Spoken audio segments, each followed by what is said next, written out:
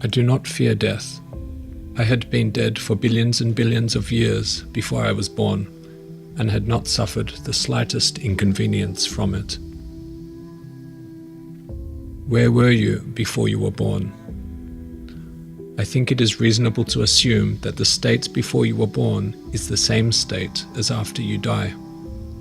What was before me will happen again after me. What is fire before it is ignited?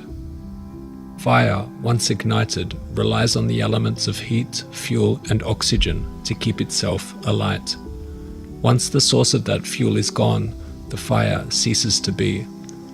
This fire, of course, can be reignited at a moment's notice, and provided the conditions are right, the fire shall exist in the same form as the previous flame. As the conditions arise, so it becomes. When the candle goes out, we can always light it again. No distinction need be made between the previous flame and the current flame. We have an inherent understanding that fire is simply fire. Today's flame is not Peter, and tomorrow's flame is not Paul. They are of the one element. In all of the ancient scriptures from which the Bible was compiled, fire regularly and consistently appears as a symbol of the Creator. The lights on the altar are symbols of the Creator, and as fire and light are identical, so fire was always the symbol of the Grand Architect. This human experience feels individual. We tend not to regard our substance of life in singular form.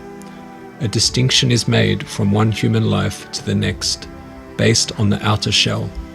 Each vessel is seen as a separate manifestation and loses the sense of oneness we may share as a whole. Michael's funny, Stephen's serious, Sarah's cute. We take note of the particular characteristics of the vessel when the vessel is merely the container holding the one ingredient. We weep for one death and celebrate another's as if they were different entities. The way in which we see lives as separate is perhaps illusory. We are all threads of the same rope, and what created us lives inside of us. The powers of creation are held in those things which are created, like Father, like Son. Without black there could be no white, without death there could be no life, and without a you there would be no I. Without a cause for comparison, there is no cause for distinction, and without any distinction, there would be nothing to perceive. All polarities are but two sides of the one, the plus and the minus, the two sides of the same coin. A snapshot of your existence 7 years before, and there exists a being not of the same molecules of your current state, not of entirely the same experiences, and not in the same frame of time. Is this you that existed at that past time the same you that exists now? As Watts once said, Harvard University has existed for a long time, Oxford for a lot longer, and yet there is no single member of the faculty, not a single student who was there when it first began. And yet you see, the university goes on, because what goes on is a pattern, a form of life. This idea of continuity of pattern is the solution which Indian philosophy offers on the matter of the problem of death. The individual, as it were, entity, is constantly changing. He does not go on, but the pattern or the karma, the pattern of action, goes on. Supposing I make two statements. Statement 1, after I die, I shall be reborn again as a baby, but I shall forget my former life. Statement 2, after I die, a baby will be born. Now, I believe that those two statements are saying exactly the same thing, and we know that the second one is true. Babies are always being born.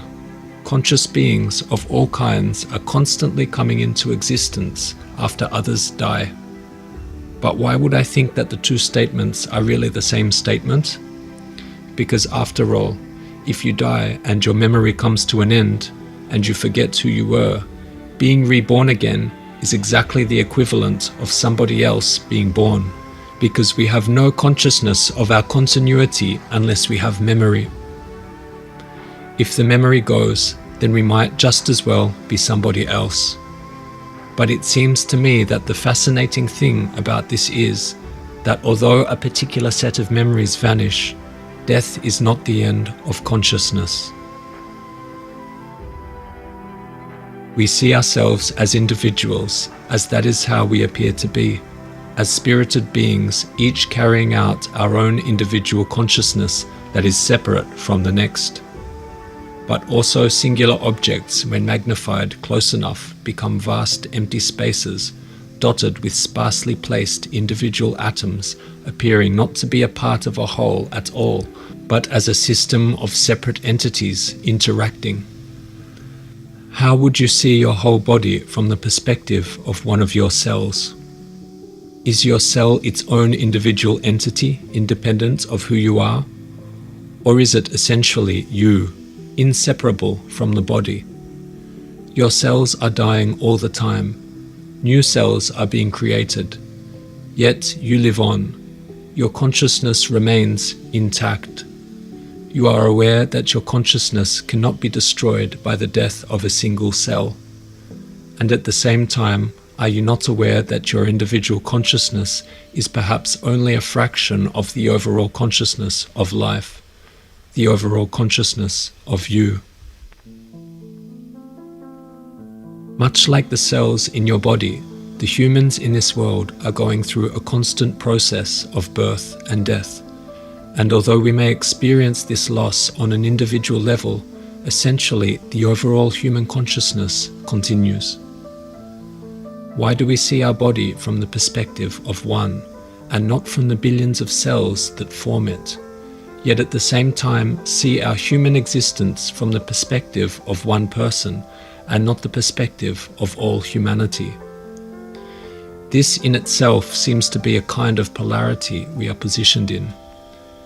Ancient writings and theological texts have alluded to the concept that our body is a holographic representation of the very universe that we live inside of. Why do we see the death of a cell as non-significant, but the death of a human as a loss? Do you see your own existence, your own body, as one being? Or do you see it as an amalgamation of billions of individual tiny cells that make up your whole being? The immortal entity in the human body, as a ray of the Creator, is analogous to a ray of sunlight as an individualized manifestation of the sun. Just as the ray becomes individualized in flower and fruit, so the animative ray of the Creator becomes individualized in human flesh, inhabiting the form of flesh as the ego, the spiritual God, the Lord from heaven, as the Bible says, and doing the work of the earth plane which man erroneously thinks that he does. Just another one of the many illusions of creation, and the visible world is full of them. Misunderstood because we are not properly taught, and because we see not what we think we see. We are taught from childhood to believe that we exist as separate objects, standing apart from the Creator. Even the great scientists are as badly fooled as the lowest layman. They think they are the looker, when that looker is actually the Creator for whom they are looking, and declare that He is a myth because they cannot locate Him. The Bible definitely states that the human body is the temple of the Holy Spirit, but the Christians refuse to believe it. That Spirit creates the body as an instrument for its use, that harmonizes with the environment, and through which to act and function on the earth plane, as the Bible says. And so, when the bold facts are faced and understood, we comprehend the deeper meaning of the Scriptures, that God created man in His own image and likeness. In plainer terms, God walks and works on the earth plane in the form of flesh called man. And that explains why man is such a mystery to the scientists and to himself, and why science has never been able to classify him, calling him an animal, but admitting that he is not. The masters employed many tricks to hide from the exoteric their remarkable knowledge of man and the Creator, such as the passage that God created man in his own image and likeness. We find the hidden meaning of that message when we realize that God appears on the earth in the midst of his creations in human form. Where would we reasonably expect to find God if not in his work? How could he appear with the fruits of his labor without an instrument that harmonizes with the environment? And what sort of a body could be better adapted to his purpose than the human body? The existence of the Creator is inherent within ourselves, like Father, like Son. More from the writings of Gautama. When we delve deeply and with understanding into the meaning of the ideographs of the ancient masters, we discover that the strange symbolism of the zodiacos concealed the mystery of man. The whole schemata of the ideogram was for the purpose of demonstrating and elucidating the relationship existing between the macrocosm and the microcosm, the creator and the created. We should not forget that in all the world there is only one story told in the ancient scriptures, and that is the story of man. He is the key to the scriptures and to all the symbolism of the masters, and reincarnation was the secret doctrine of the great religions of antiquity, including Brahmanism, the origin of which extends back so far that its beginning is lost in the night of time. Their scriptures are called the Upanishads, and therein it was written, "Just as a human being throws off worn-out clothes and puts on new ones, so one who lives in a physical body throws off worn-out frames and enters into something new and bright." In a very old Bible, the Egyptian Bible, it was said that after death the ego continues on forever, projecting itself into one physical embodiment after another. The ancient Greeks said in the Bible that the ego is older than the body.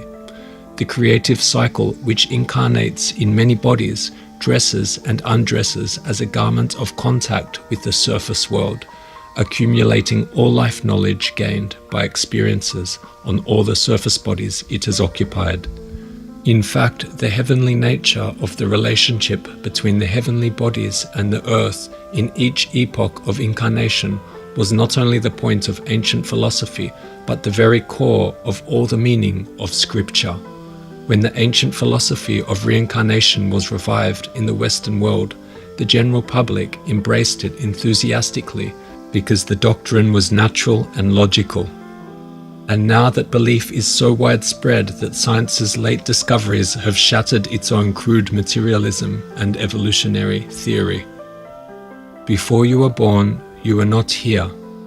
Yet from that non-living state, you entered into this current living state. In this instance, we see the non-living state is capable of becoming the living state. This point is of particular importance to those who question if death is the end of existence. It is not, as indicated upon entry from the non-state to the living state. Life precedes death, and death precedes life. This is the eternal cycle of existence. That we came from nothing into something indicates that on return to the non-living form, we will once again make the transition to the living. Just as fire cannot be crushed out, since it will escape round the edges of the body which overwhelms it, just as the air cannot be damaged by lashes and blows, or even cut into, but flows back about the object to which it gives place, similarly, the soul, which consists of the subtlest particles, cannot be arrested or destroyed inside the body, but by virtue of its delicate substance, it will rather escape through the very object by which it is being crushed. Just as lightning, no matter how widely it strikes and flashes, makes its return through a narrow opening, so the soul, which is still subtler than fire, has a way of escaping through any part of the body. We therefore come to this question: whether the soul can be immortal. But be sure of this: if the soul survives the body after the body is crushed, the soul can in no wise be crushed out, precisely because it does not perish, for the rule of immortality never admits of exceptions, and nothing can harm that which is everlasting.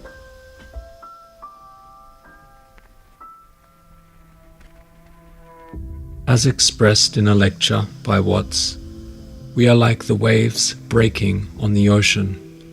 Our lives build from ripples and grow into a large wave that inevitably crashes down back into the ocean, dissolving back into nothing, only for the water to settle and for the next wave to take form. As the wave builds up, we may take note of its stature, its own beauty, appearing as an entity almost separable from the ocean itself. And finally, on climax, the truth of what the wave is reveals itself as it crashes down, flowing back into the ocean. The wave and the ocean are but one and the same, a continual fluctuation of waves building up, crashing down, and dissolving back into the waters. There is no separation between the wave and the ocean. They are of the same single substance. We are all different versions of the same being. The life source is the same, and the only differentiation is the shape of the vessel it is contained in. Much like a glass of water will take the form of the glass it resides in. If we reach the conclusion that we are all aspects of the same being, then it may become apparent that it is only you here and no one else. If we are all of the same source, then that source is you, and you alone. These words are yours. These people are you. It is all very much of the one. Your search for the Creator will only lead you to yourself, like Father, like Son. The essence of the Creator lies inside the source of creation itself. You are not only the one experiencing the world through your eyes, you are the creator of this total experience, a world that exists within your mind's eye.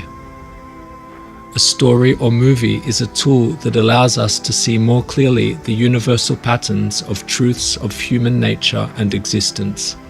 Have you ever considered that when watching a movie, there's a dimension in which what you are watching is actually real, occurring not just as the actors acting out the script, but as a story that is taking place in your mind, the universe? For it is the belief of reality that creates reality. Ancient stories on the origins of life itself have been passed down throughout the ages to teach man the nature of existence. Mythological stories that highlight universal truths of life and man. The allegorical nature was made with the knowledge that reality has less to do with the actual sequence of events that take place, and everything to do with the mind experiencing these stories, thus making them real. If you are watching the movie, then the reality of that world and those characters exist as a reality in your mind. Regardless of whether they were actors carrying out a script, your mind has created a space in which that story exists, in which that story is real. It is the belief that gives power to conception. When you watch a story on screen, no evidence is given to the real reality of scripts, actors, and directors. You are witnessing a representation. The movie you view is totally dedicated to the story, to the living universe inside the movie. Such knowledge can also be used against man in the form of propaganda to propagate realities into this realm, which are for the benefit of powerful minorities in attempts to take precedence over the whole. Plato, in his theory of forms, expresses that things that exist in reality are merely shadows or representations of universal forms existing in a realm inaccessible to us. A cat grows to be a cat. A human grows to be a human, as they are reflecting a preordained form of what a cat or a human is. A human is a representation of the human form. These objects, made at the hand of the Creator, are strong indications of design. With the exception of minor variation, a human will always follow the course of growth of a human and not deviate to other objects, such as a cat or a dog. The next human will follow the same blueprint. Our human bodies are depicting an essence, a non-physical form of what a human is. The design of a human is inherent and unchanging, much like all other objects and concepts in reality. According to Plato, in this reality, physical objects are merely the shadows or representations of these original forms. Stories, plays, television shows, and movies are the creations of reality that we humans have created. And if we wish to find out about the secrets of our own Creator, then perhaps we should be looking at our own hands of creation, for the secrets of our Creator are revealed in our creations. The things that we are creating give clues as to what created us, like Father, like Son. Language has its own limits, as do concepts. It is not guaranteed that the concepts exist to explain the process we are trying to understand here. Much as our eyes and ears only experience a fraction of the color and sound spectrum, our minds too may have its own limit of understanding within this human form. There is perhaps even a limit to thought itself, and thoughts may not necessarily be the best organ to understand existence. You could well argue that the 5 physical senses will provide more truth and wisdom to what existence is than any concept or thought one may hold in their mind. How can we best perceive this concept of our mortal soul? Consider a movie or a dream.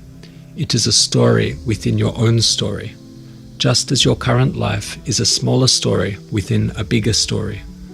The movie inevitably comes to an end, as does the dream, and as will your life. And then you wake up and continue about your day. You will awaken from this world to see that it was just a movie, just a dream, a smaller world within a much more vast plane that you exist in.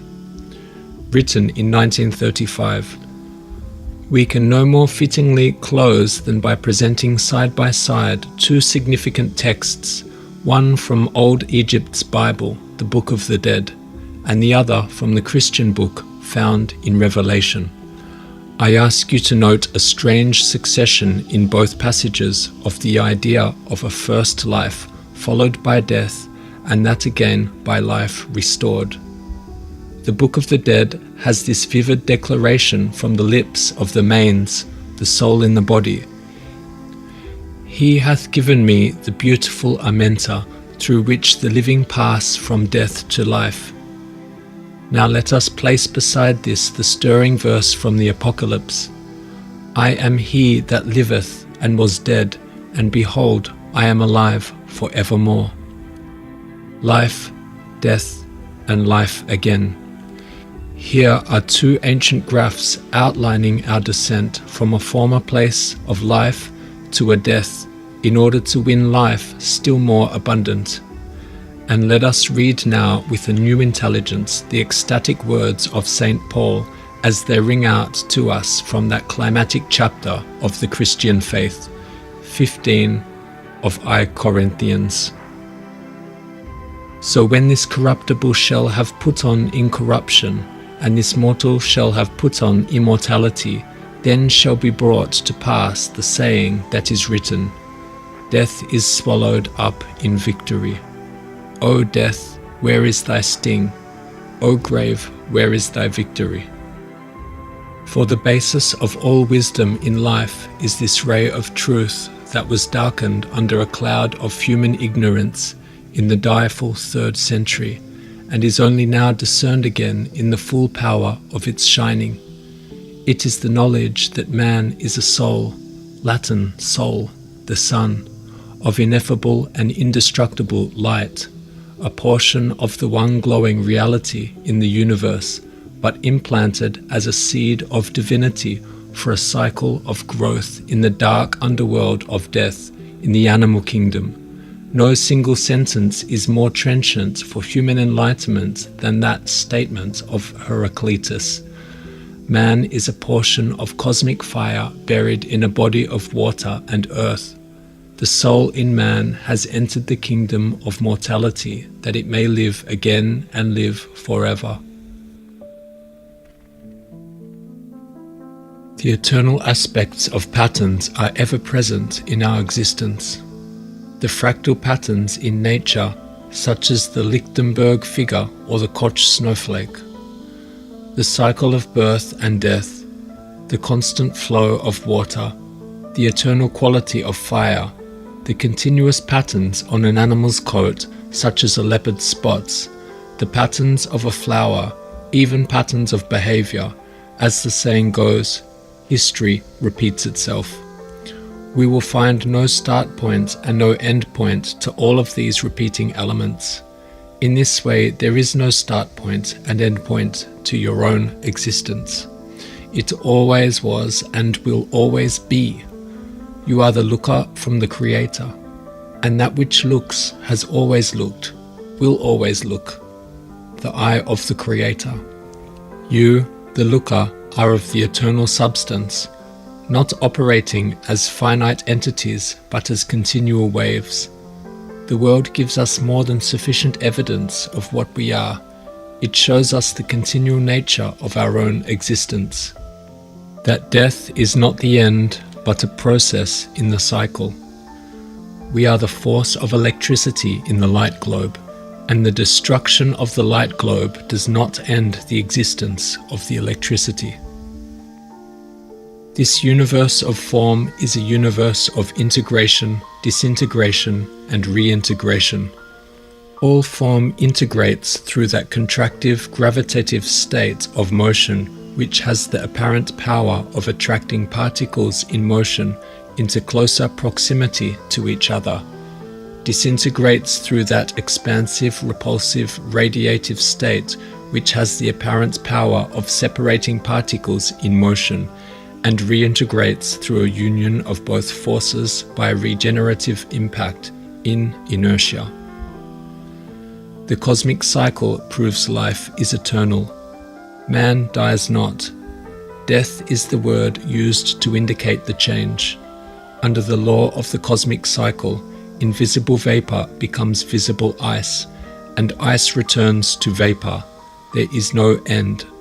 Cosmic processes work in cycles, and all things are eternal. Under the law, we become visible as spirit envelopes itself in a mantle of matter called man, and we become invisible again when spirit withdraws from that physical form, while the form disintegrates and returns to the cosmic reservoir of all things. We come to understand things through observation of patterns. We gain knowledge from patterns. We deepen intuition from the understanding of patterns. Come to terms with the reality of your existence. It is not a big secret. Observe the course of nature and you will know.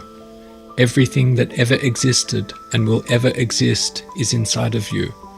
You reading this and me writing this are but one and the same. This is but a conversation with yourself. Each life lived is a single brick being paved into an infinite cosmic creation of you. Death is merely the transition from one brick to the next. You experience it all, one brick at a time, and will always experience it.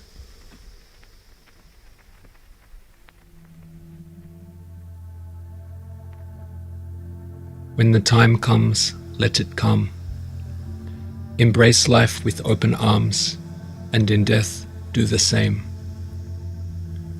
When mourning the life of someone close, realize this: they are not suffering now, only you are. You are mourning in pain, yet they do not feel. Death is only seen from your own eyes. Remember, your perception of your loved one's passing is experienced from your perspective, not from theirs. From your perspective, only you exist in your internal world, and everyone else, including your loved one, exists in your external world. and the experience of death is not something they have undergone, for they were not present on death's arrival.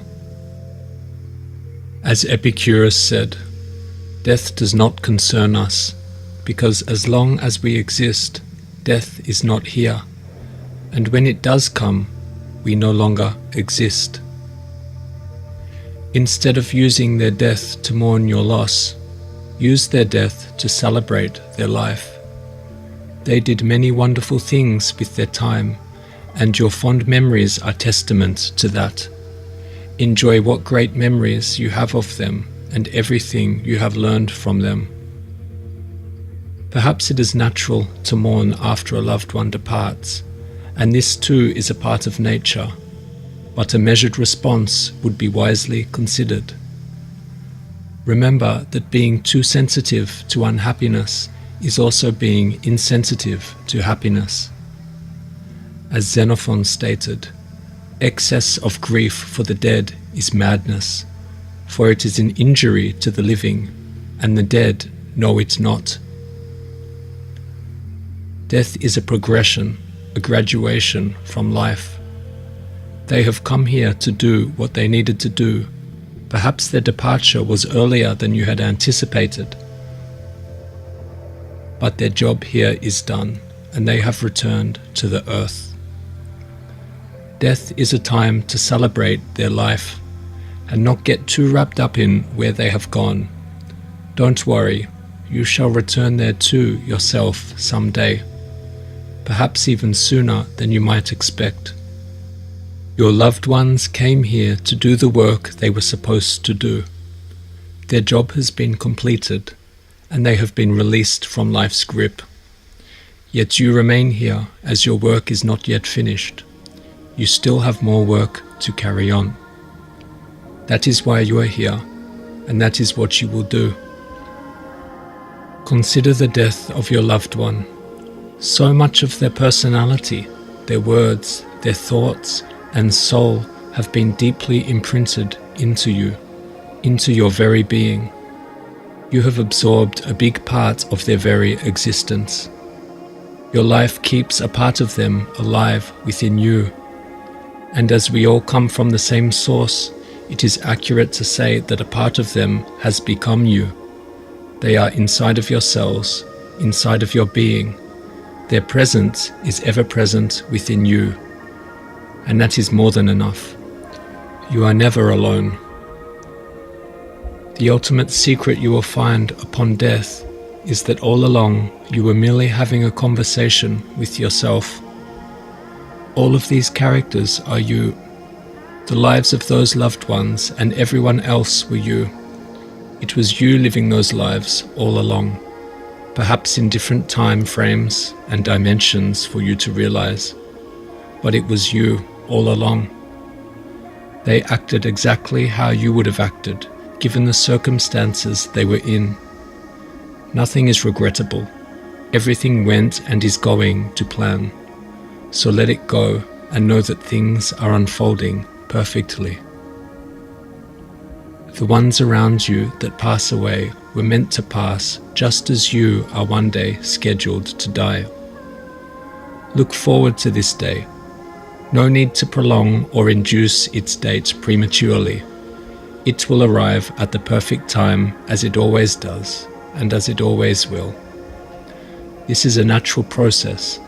Understand this and don't hold on to life so tightly. Death is not something to be feared. It is the process of returning to the earth, going back to where you came from, with the experience you have gained. As some say, it is simply going home. Everything that unfolds in this life unfolds exactly as it was intended, and this is the course of life you must adhere to. You must accept wholeheartedly that this is a part of the natural cycle of existence. The death of fire is the birth of air, and the death of air is the birth of water. For it is death to souls to become water, and death to water to become earth. But water comes from earth, and from water, soul. cold things become warm, and what is warm cools, what is wet dries, and the parched is moistened. And it is the same thing in us that is quick and dead, awake and asleep, young and old. The former are shifted and become the latter, and the latter in turn are shifted and become the former. Embrace change as it occurs. Do not shy away from it. Death is a release from and an end of all pains. Beyond it, our sufferings cannot extend. It restores us to the peaceful rest in which we lay before we were born. If anyone pities the dead, he ought also to pity those who have not been born. Death is neither a good nor a bad thing, for that alone which is something can be a good or a bad thing, but that which is nothing and reduces all things to nothing does not hand us over to either fortune, because good and bad require some material to work upon. Fortune cannot take a hold of that which nature has let go, nor can a man be unhappy if he is nothing. If there was no such thing as death, there would be no such thing as life. Death is a necessary part of life, and before you embark on this journey through death, you may have to experience loved ones taking this journey before you. Prepare yourself for this. Understand that it is something you will someday undergo. There is little benefit to go on about your days oblivious to the knowledge that death shall someday pay you and your loved ones a visit. What does it feel like after you die? You can experience that feeling now for yourself. Let's think of a famous person that we all know who has passed on. Albert Einstein. Now he is of the very same source you are of. What if I were to tell you that you were once him, and now that he is gone, you are you? But where are your first-hand memories of this life? There should be none. Where are your late-night conversations with your wife, Maliva? None. The study room in which you spent many of your waking hours working in? No memories. These memories, they are gone. How does that feel to you now? Perhaps much like nothing. Do you feel now that you have lost something, having lived Einstein's life, but with no first-hand memory of it? Up until this moment, I will venture to guess you have not considered this thought before. But this is the experience of after death, and will be the same for your body when it crosses over. The experience of non-experience. It is not a loss. All of the lives that have ever lived and died came from the source that you are the source of now. And this source is one. It is indivisible. It is you. You are living and have lived all versions of all lives that have ever lived and will go on living. Your body is only a vehicle that you at one point entered and will someday leave. Understand this and you can have a good death.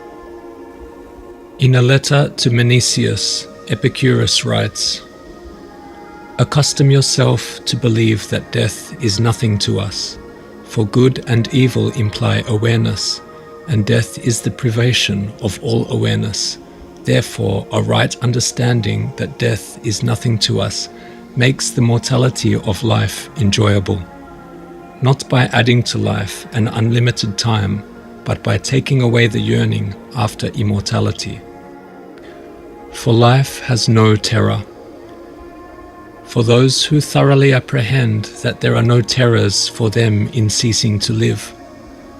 Foolish, therefore, is the person who says that he fears death, not because it will pain when it comes, but because it pains in the prospect. Whatever causes no annoyance when it is present, causes only a groundless pain in the expectation. Death, therefore, the most awful of evils, is nothing to us, seeing that, when we are, death is not come, and when death is come, we are not. It is nothing. then either to the living or to the dead, for with the living it is not, and the dead exist no longer. But in the world, at one time, people shun death as the greatest of all evils, and at another time choose it as a respite from the evils in life. The wise person does not depreciate life, nor does he fear the cessation of life.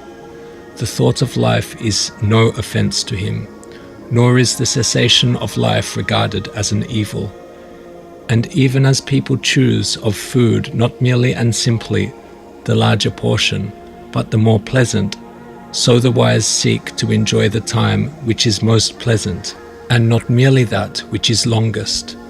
And he who admonishes the young to live well, and the old to make a good end, speaks foolishly, not merely because of the desirability of life, but because the same exercise at one teaches to live well and to die well. Much worse is he who says that it were good not to be born, but when once one is born, to pass with all speed through the gates of Hades.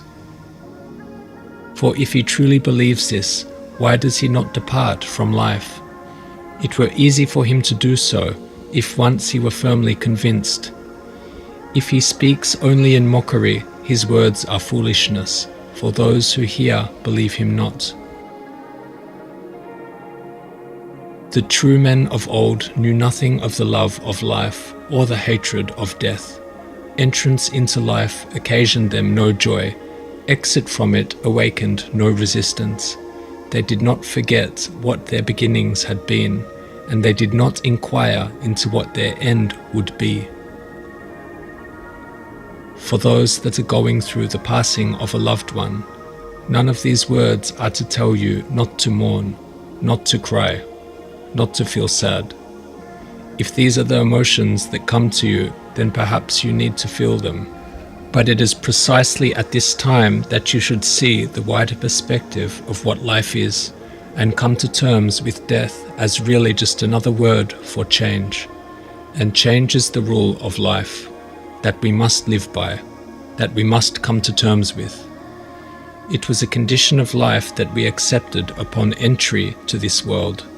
The experience of your loved ones and the experience you have of your loved ones are not the same experience. They are two separate entities. Only you experience the death of your loved one. From your loved one's perspective, there is no death to experience. They have merely departed to the next stage. The same stage you will transition to soon enough. Enjoy the rest of your time here. Enjoy the experiences you have learned from that special being, for they are a part of you, and much of what they are lives through you. Their work is done here, and yours is not, so smile and bid them farewell until the next time you meet.